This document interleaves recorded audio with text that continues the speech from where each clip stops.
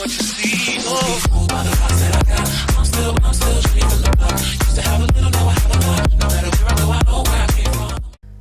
tout le monde, c'est JustTechFR, j'espère que vous allez bien aujourd'hui. Nouvelle vidéo. Aujourd'hui on va parler de l'iPhone 8. L'iPhone 8 et l'iPhone X. Donc je sais pas si des gens disent X ou 10. Bon, moi je dis X parce que ça ressemble plus à un X qu'un 10. Même si voilà. Donc l'iPhone 8. Pour moi, comparé à l'iPhone 7, il n'y a pas énormément de nouveautés. La principale nouveauté qu'il y a par rapport à l'iPhone 7, c'est juste la charge à induction et le dos en verre. Sinon, il n'y a aucune autre nouveauté si ce n'est la puce A11 Bionic, qui n'est pas forcément beaucoup plus rapide, même si elle est légèrement plus rapide. Personnellement, si je devais acheter un nouvel iPhone, parce que moi j'ai mon iPhone 6 actuellement, que j'ai depuis presque 2 ans. Si je devais acheter un nouvel iPhone, ce serait sûrement pas l'iPhone 8. Ça serait soit le 7, soit le 7 Plus, ce que je compte acheter quand j'aurai l'argent. Donc voilà, donc là vous pouvez voir à l'écran, normalement si je regarde bien le time, normalement c'est la pub, enfin pas la pub, le trailer pour l'iPhone X.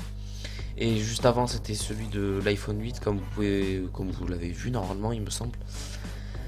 Donc voilà, donc pour moi l'iPhone 8 c'est vraiment pas un très bon produit. Il n'y a pas de très grande innovation. Ah si, il y a une très grande innovation dans le prix. Surtout parce que 809 € quand même, pour pas beaucoup d'amélioration, c'est quand même très bof en fait.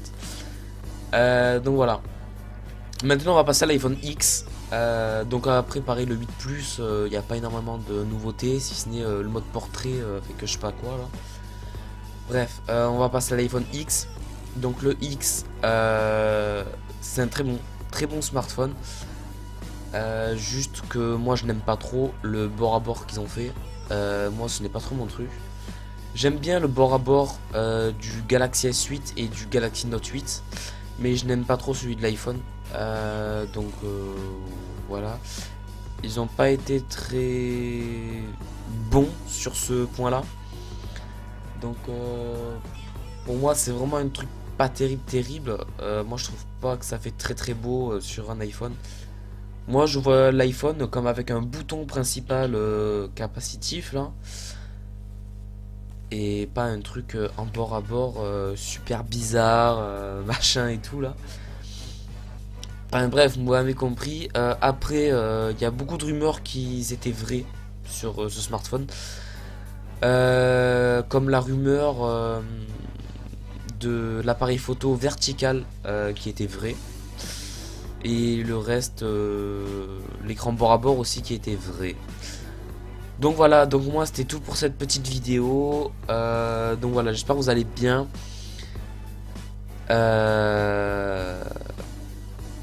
Donc voilà, donc moi c'était juste cette petite vidéo pour vous dire mon avis en général de cet iPhone. Voilà, donc moi mon avis est très global. Je rentre pas dans les détails. Je sais que les deux ils sont waterproof quoi, ils ont IP67 ou IP68, je sais plus trop quoi. Donc voilà, donc pour moi c'est pas mon genre de téléphone. Moi je sais que je préférerais acheter un iPhone 7 qu'un iPhone 8. Même si l'iPhone 8 il me plaît esthétiquement, c'est à dire que l'arrière en verre me plaît énormément. Mais sinon non, le prix ne me plaît pas. Il est très cher je trouve. Même sur Amazon, hein, il est à 9 € moins cher. Il reste à 800 €, il reste super cher quand même. Donc voilà, donc moi c'est tout pour cette vidéo et moi je dis bye bye tout le monde.